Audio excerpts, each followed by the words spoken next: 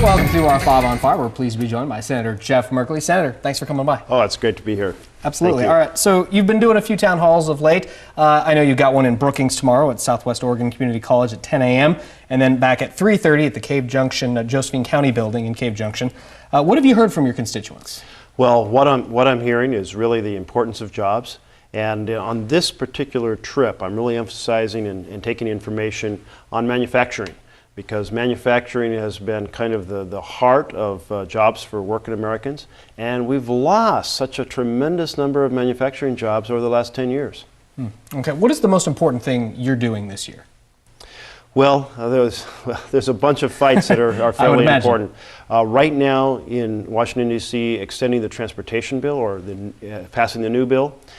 In the Senate, we were able to get into that bill. Senator Wyden and I worked very hard to get the extension of secure rural schools funding for our timber counties into that bill. So we're really working to get the House to take up the bill and get that passed.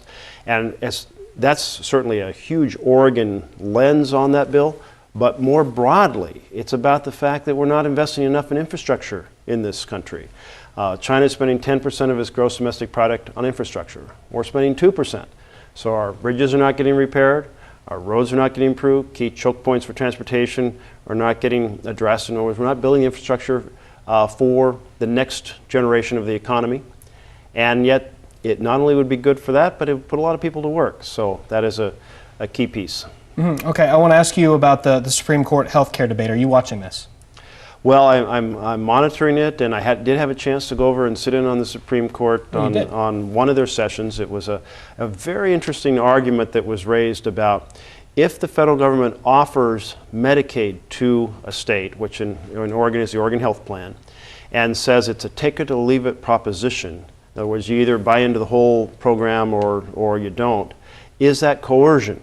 And the argument was that by those who are arguing against the health plan, saying it is coercion because it's too good a deal to pass up.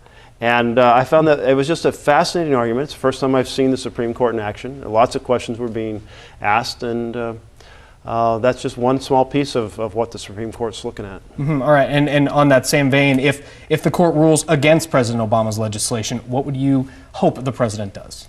Well, we're going to find a ruling that what I expect is a ruling that will have many different dimensions. In other words, one key piece is severability. If the individual mandate is found to be unconstitutional, does that take down the whole bill or just the individual mandate? If the individual mandate goes down, which is essentially what creates an insurance pool, that it means the Health Care Bill of Rights, which depends on folks being in the pool together, is probably going to be deeply damaged and would have to be redone. This is rights such as gender discrimination or ending gender discrimination, child being on your policy to age 26, the ability to get insurance if you have a pre-existing condition, the elimination of lifetime limits that have essentially taken people out of the insurance world if they have a major medical illness. So these things are all go together.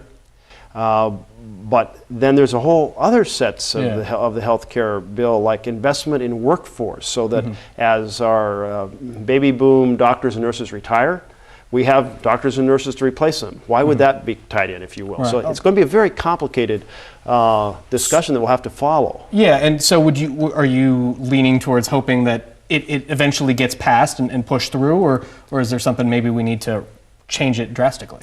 Well, I do believe that we've made a big step forward with this health care bill in a number of ways. One is the whole insurance bill of rights. The second is the workforce. But another is a huge emphasis on prevention. So many folks now are able to get diagnostic preventative measures that improve their quality of life and, quite frankly, reduce the cost of health care in the long term because diseases get treated earlier. So the big piece that we haven't solved is the increasing cost of health care. And that's being driven up by the fact that we're all living a lot longer than we used to live. And the fact that wonderful medical technology exists that was unheard of 5 or 10 years ago, and we all want access to it. Yeah. So how do we wrestle with our desire for access and the fact that it's very expensive technology? Okay, I want to ask you about the Trayvon Martin shooting. You know, Oregon has a law similar to Florida's Stand Your Ground law. As an Oregon resident, as a former Oregon legislator, do you think that Oregon needs to think about changing that law? Well, I haven't seen the reverberations in Oregon like what we have seen in Florida. I would have to kind of look further into how our law is structured and how it's compared.